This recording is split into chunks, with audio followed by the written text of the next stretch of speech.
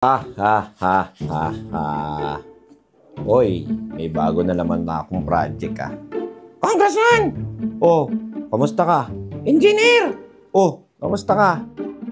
Balita ko, mayaman na kayo Ang dami yung sasakyan. Ay, oo naman. Dami-dami ko kaya naging project ngayon dito sa mga flood control. Siyempre, sumita ako ng bilyon-bilyon dito.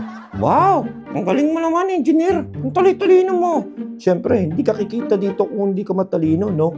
So, dapat, kailangan maging matalino ka. Alam mo yung mga diskarte para kumita ka, katulad nito. Ano yung diskarte? Alam mo kung ano yung diskarte ko para kumita ako dito? Nako, nagpagawa ako ng floodway control. Yan, kontra sa baha. Alam mo ginawa ko para kumita ako? Paano? Naglagay ako ng semento lang. Hindi ko na nilagyan ng bakal. Ha? Di mo nilagyan ng bakal? Oo. Kaya pala yumaman ka, engineer. Ay, oo. Siyempre, ganun talaga. Discard yan lang para yumaman.